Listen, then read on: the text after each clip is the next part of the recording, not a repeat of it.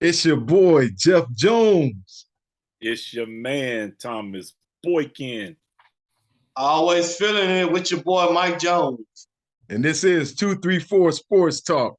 What's Let's up, talk fellas, about it, fellas, brother. fellas? Let's talk about it. I think we ought to entitle this one another ladies' night, man, because Oh, it's yes, sir. full of women's sports on tonight. Actually, with the WNBA going on, we know the other night that Seattle was eliminated by Las Vegas. And it's the end of a storied career with Sue Bird retiring. And then we know tonight the Sun in the Sky are going at it in an elimination game. Fellas, what's your take on the WNBA as far as the Seattle and Las Vegas series? Man, my girl got put out. You know me, I picked Seattle to win that one, but hats off to Vegas. They proved to be a little too much for the Storm. Too much ace for a Storm.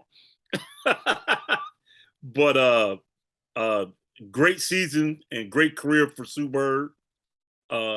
It's also calling it a career after the loss on this set. So congratulations to her on a long career and looking to see what she does best on her next endeavor.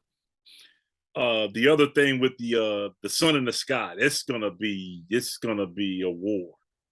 It's gonna be a war. I mean, don't get me wrong. The Sun made it look easy the last game, but when it comes down to a game where it's all or nothing, the loser goes home, the other goes to the WNBA championship game. This is going to be an all-out war. I'm trying to tell you, I would not be surprised to see an overtime game tonight. Wow. I would not be surprised. Wow. Hey, Thomas, I agree. Man, I tell you what, Sue Bird, man, she I feel a certain kind of way because it kind of hurts my heart that a Connecticut chick, man, she played 20 years or 18 years. 18. And man, she did her thing, man, for all these years, man. But man, too much Vegas, man. Too much Vegas. Yes, Gray went off. Gray went Yeah. off. Mhm. And there was no containing her. Stewart went off as well, but it just couldn't get it done. And then the fourth game tonight, man, with Sky and the Suns, man. I don't know. I was kind of peeking in a little bit, and I was seeing that man, the Suns defense is very dominant. I mean, they got hands all over the place. Your superstar, Candace Parker, cannot get the ball in the post. But like you said, hey, this was at the start of the game. Like you said, this game probably could go to overtime because neither one of those teams are going to bow down like a chump. Nah, not at all. Especially when you got two teams that both hang their hat on defense. It's going to be a rough one. I'm guaranteeing you. It's going to be a rough one. Yeah, no doubt. I think Connecticut is going to give them all that they want tonight. I kind of feel like it favors them because the last game was a blowout, and I kind of feel like they have their confidence now, and I think the Sky is in trouble on tonight. I agree. It could very well be. It could very well be. Yeah. Well, last night's game with Seattle and the Aces was a very, very entertaining game. I thought the ladies played well, especially Wilson. Wilson put in 23. Gray, also 31 points. The ladies showed up to play and in that elimination where where they were trying to close out the series, and they really showed up on last night. And any predictions as far as what do you think the Aces will bring to either one of the Sky or Sun, whoever they face. Any predictions, you guys? How you think that the Aces are strong enough to deal with the competition out of the East? I believe that the Aces went through a little bit of a test with the Storm, but not a serious challenge. I think either one, the Sun or the Sky, is going to present a real serious challenge for the Aces. But if you ask me, the Aces have enough to pull a victory out of this. They have enough. They have more than enough, because not only they may not stop everybody at a time, but they score at a phenomenal rate. And they're another they're a female Golden State out there. So for me, they got enough to win it. Will they? Must see TV. I'm gonna tell you, man, Vegas, they've impressed me pretty much all year. I don't see either the Sky. I just don't see nobody on the other side that can contend with what they have over there. You know, like I said earlier, you got Gray, you got Wilson. You know what I'm saying? A two-time MVP. It just reminds me of the team which she played on back at South Carolina. Mm-hmm. You know, and it just she's very dominant, and they got the role, they got the energy. It just seemed like it's their year. I feel the same way, Mike Jones. I feel the same way. And once you know, when we talking about Wilson, named the WNBA MVP. Hats off to her. Man, I'm telling you, I am really impressed with the way that the Aces played against the Storm. They really came with it. I'm telling you, every time I look at these ladies, I'm telling you, it blows my mind at how well they play the game, you know, and how WNBA has elevated its game. Oh yeah, they've definitely evolved a lot, especially coming from the days where I don't know if we'll never see another Houston Comet dominant team, but I mean, they've come a long way, especially with rules, and the way the players play the game is phenomenal. And it's a very entertaining, fundamentally sound game. And that's the way basketball is meant to be played. So I don't have a problem with it. I can watch fundamental basketball all day. You're right. Hey, Thomas, I agree with you. And Jones, it blows my mind too, because you look at the ball screens, you look at the passing. You know, there could be an argument like they do now. The Golden State Warriors against the Bulls from back in the day. Hey, it's gonna come a point where there's gonna be a team in this decade that's gonna sit up and say, "Hey, we could have beat the Comets." You know what I mean?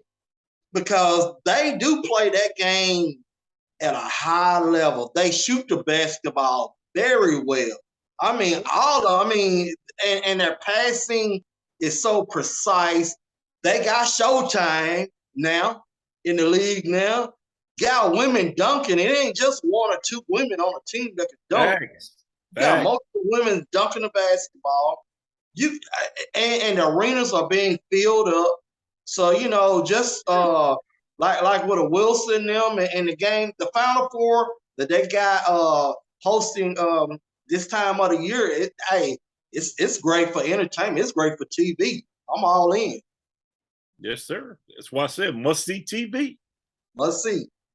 You know, just talking about that, I just thought just came to mind. It wouldn't be a bad idea, I think, for the WNBA and the NBA to take the best of the best and have some type of game, you know, some type of all-star game. I think that, you know, where you kind of split the teams up, you know, equally men, equally women, and play ball. Have a combination of WNBA/NBA players playing on one squad, one Eastern Conference, one Western Conference, and hey, let them go to work. I mean, they've earned their due to me. they've earned their due. So why not give them a shot? Put them in primetime TV to see what it feels like on primetime TV. All right. Fellas, I think we done discovered something on the night, man. Maybe they might take that idea and run with it. And then they got it here at 234 Sports Talk. Yeah, share the money. Yeah, send the Pied Piper some money, you know? Well, all right. All right, fellas. Well, we wish Sue Bird the best in her endeavors and whatever she does now that she's officially retired from the game. And hat off to Sue Bird. We salute you at 234 Sports Talk. She gave it her all, and she left everything on the floor. That's one thing you can say about Sue Bird. Night in and night out, when she played the game, she played tough and left everything on the floor. All right, fellas, we want to move right on. Let's talk about week 2 college.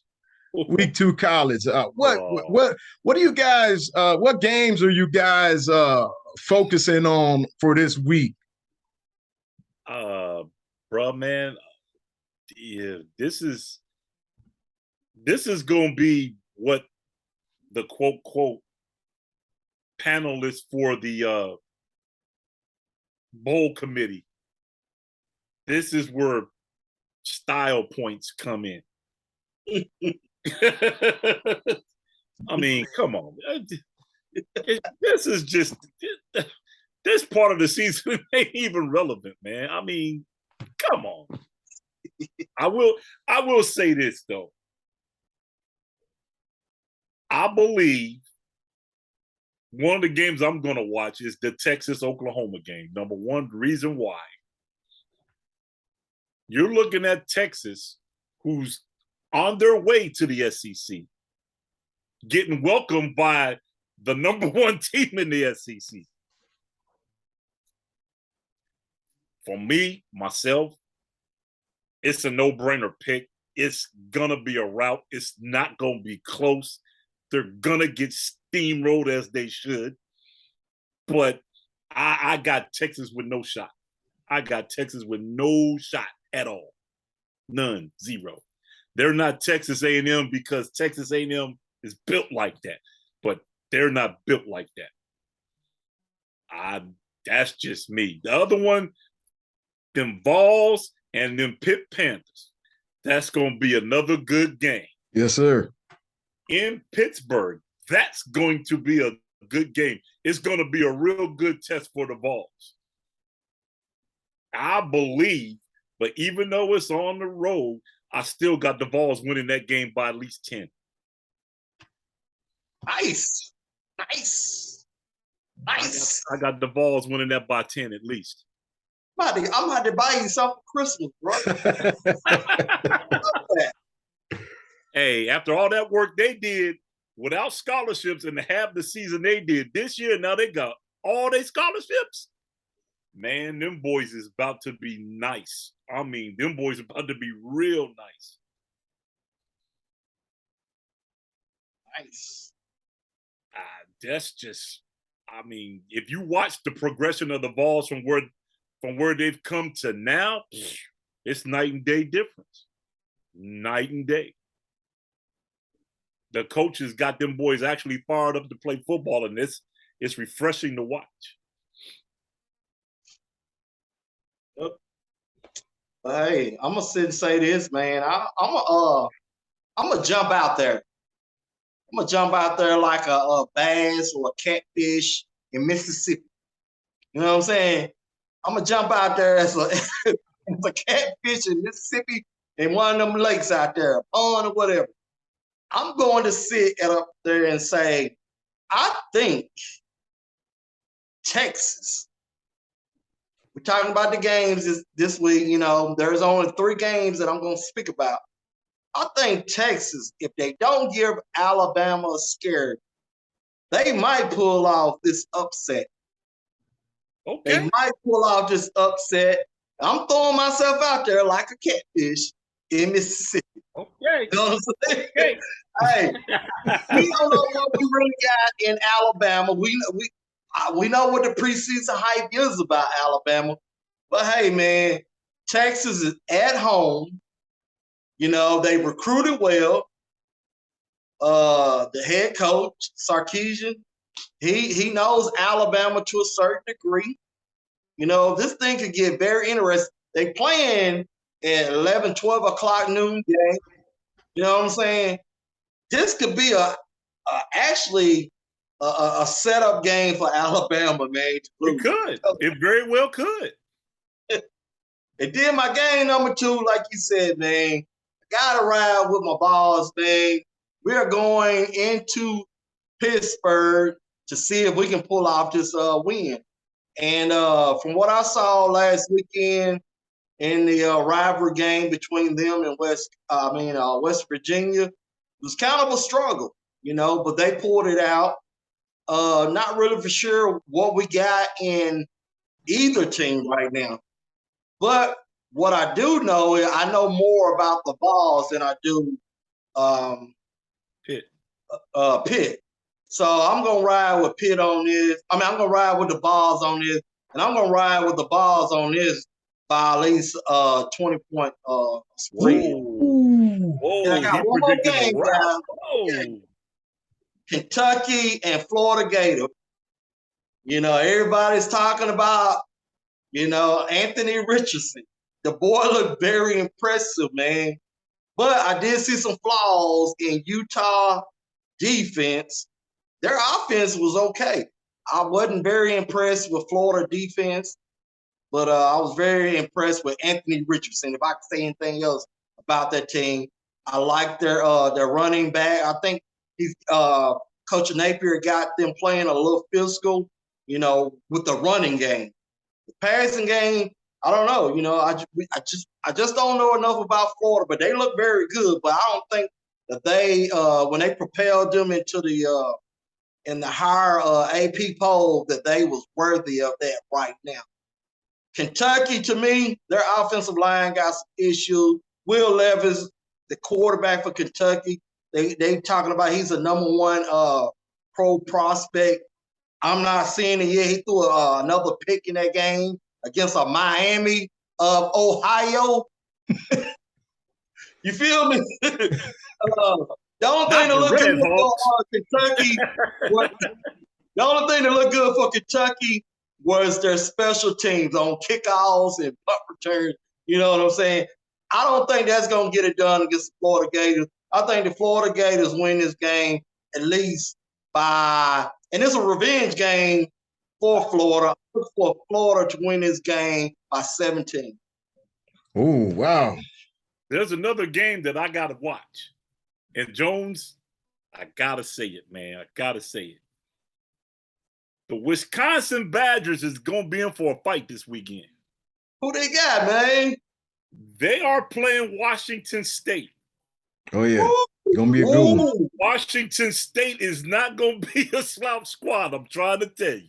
Where they playing that game at? They playing at Camp Randall, but you better be on your A game because Washington State is one of them teams you can't sleep on. I agree with you, brother. I agree. But remember where they playing. But like I told you, we walked in. Now, my Buckeyes done walked into Camp Randall and got it done, but you got to be on your A game to go into Camp Randall and get it done. Well, if you ain't on your A game, you're going to get routed. I'm trying to tell you. But listen, Mr. Boykin, I'm going to say this. The Pac-12, other than USC, to me, you see what happened to Oregon. You seen what happened to Utah. That physicality that Wisconsin is going to bring at Camp Randall. Yeah. Oh, look. And then, look, they traveling from the West Coast to the East Coast. I just don't see Washington getting it done. Talk about it, Mr. Jones. Talk about it. I'm not saying they're going to win, but I'm telling you it's going to be a dog fight. It's going to be a test. Okay. It's going to be a test. It's going to be a dog fight. I think my guy Allen is going to have about 200 and some yards on them cats. Upset alert. I'm going to tell you upset alert. Okay, we're going to see, Mr. Boykin. There's an upset alert coming, and my wife ain't going to like it. Uh-oh. Michigan. That's possibly coming. The Michigan Wolverines have the Hawaii Rainbows coming into town. Now, what Michigan ain't used to is a running quarterback. Every quarterback that they faced in the Big Ten is a pocket passer, to include Stroud. Now, the mobility factor is going to be a big factor because we know the Wolverines' defense is like that. I got to give them their props. Their defense is like that. But they haven't faced anybody where they get up the field and somebody goes by, see ya, which is going to slow that pass rush way down. Because it ain't going to be too many times you can get a field and it's going to bite you and it's going to be like, okay, we got to make an adjustment because this dude is blowing corners. So that's a potential. Still, I mean, don't get it twisted. Michigan is still, they playing in the big house. And they got to make that trip from Hawaii to Michigan. So, so that's the other factor. But we'll see. It's must-see TV. I'm gonna tell you, Thomas. I'm gonna see and give my upset alert. I think I've already given one with Texas and Alabama. But I'm gonna forget another one. Sam Hartman. You guys know who he is the quarterback of? Sam. No, sir. No. He's the quarterback of Wake Forest. And guess who they play this weekend? Who they got? They got Vanderbilt. Vanderbilt this year is 2-0. The Commodores is 2-0? Guess what? Wake Forest with a high-powered offense ranked into Vanderbilt. Hey, I might see and go get me a ticket and go check that game out. Uh-oh. Uh-oh. Now Vandy coming out the gate 2-0. That ain't happened in a while. Vandy will be 3-0 if they beat Wake Forest. That's upset alert right there. Oh, now yeah, Michigan. That would be a huge upset. Yeah, now Michigan.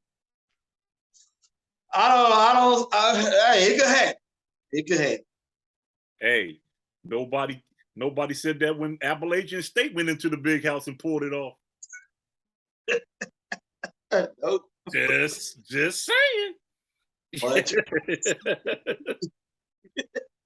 Hey, well, just like we went into Virginia Tech, and the one year we went to Virginia Tech and got smoked. Yeah. It can happen. Anything can happen. The game still has to be played, and they all lace them up the same way, man. That's the way I look at it. So, you know, until the game is played, we won't know. But anything can happen. We can see how it's going to be on paper, but hey.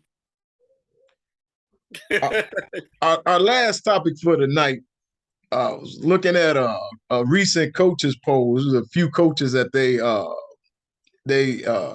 polled concerning NBA players, and they picked Giannis Antetokounmpo as the best player. This is how they felt. They felt as if right now, today, Giannis Antetokounmpo was the best player in the NBA.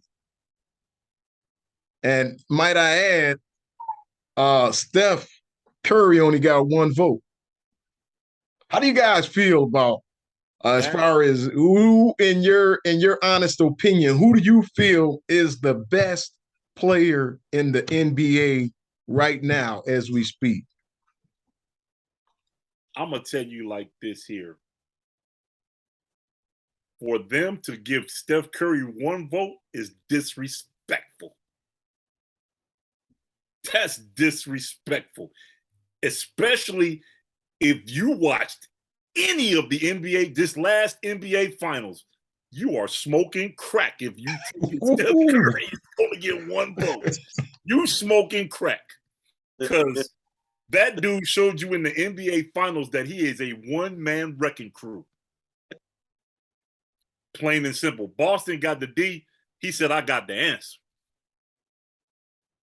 Plain and simple. They only got tested one series with the Memphis Grizzlies with Ja Morant. Other than that, they made these playoffs look easy, mentally easy. don't get me wrong.